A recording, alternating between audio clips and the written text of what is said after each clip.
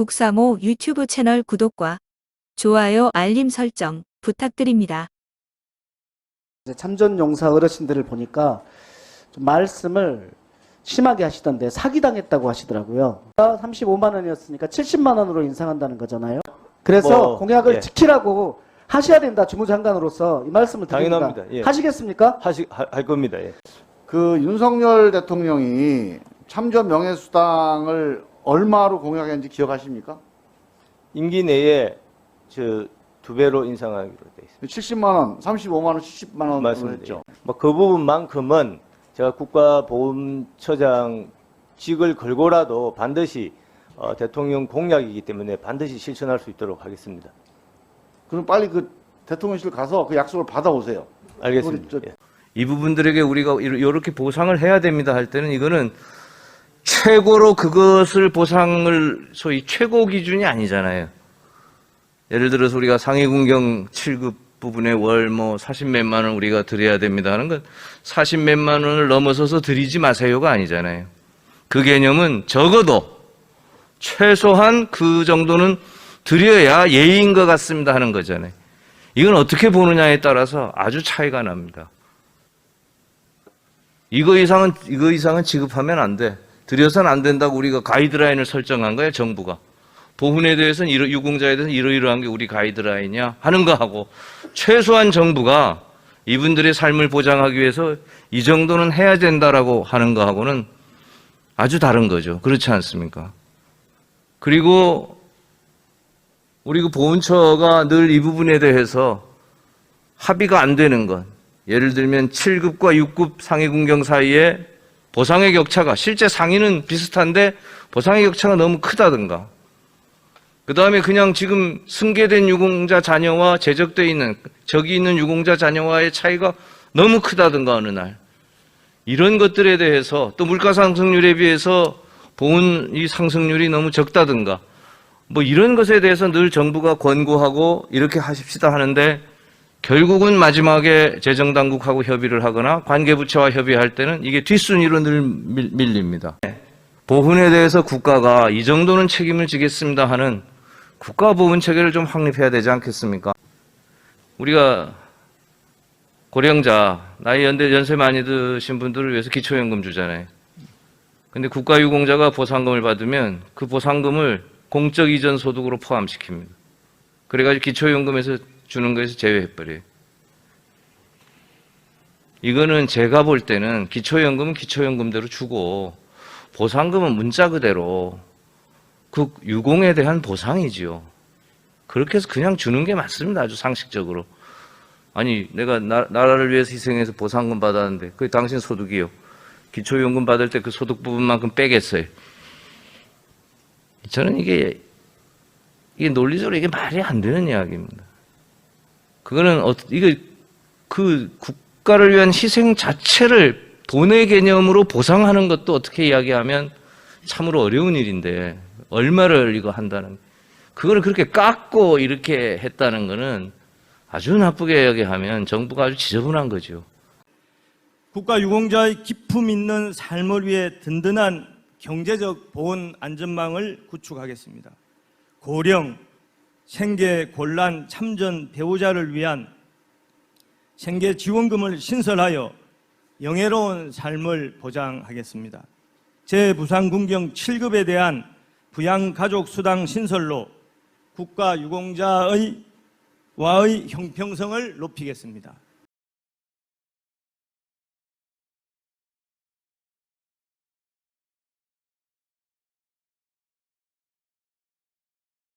최근 10년간 보훈 예산 인상률 추이입니다.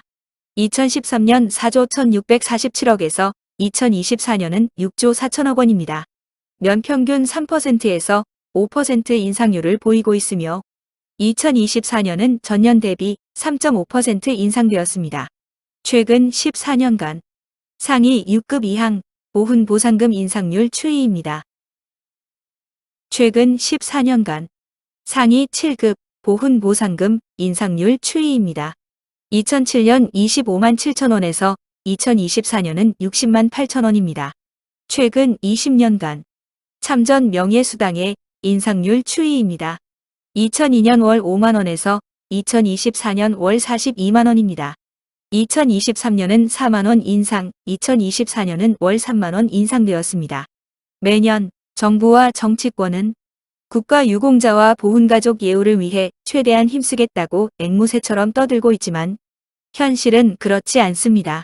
실질적인 보상과 예우는 뒷전이고 보여주기식 보훈 행정은 여전합니다.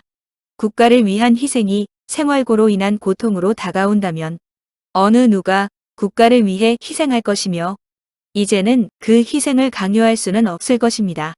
2025년 보훈 예산의 주요 쟁점은 보훈 보상금 인상률, 상위 7급 및 상위 등급 간 보상금 격차 해소, 매년 3만 원씩 인상하겠다는 정부의 참전 명예수당 추가 인상 여부, 보훈 보상 대상자 상위 7급의 부양가족 수당 신설 여부입니다.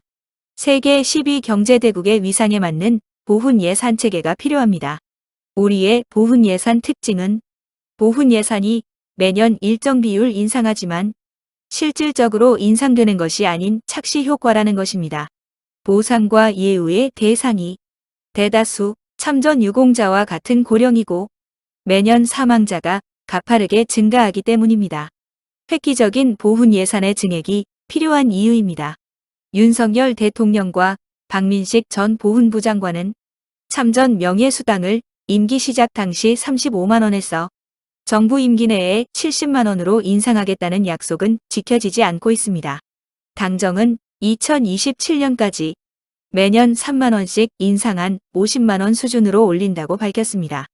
2025년 정부의 보훈 예산 전망을 크게 4가지로 요약해 보겠습니다.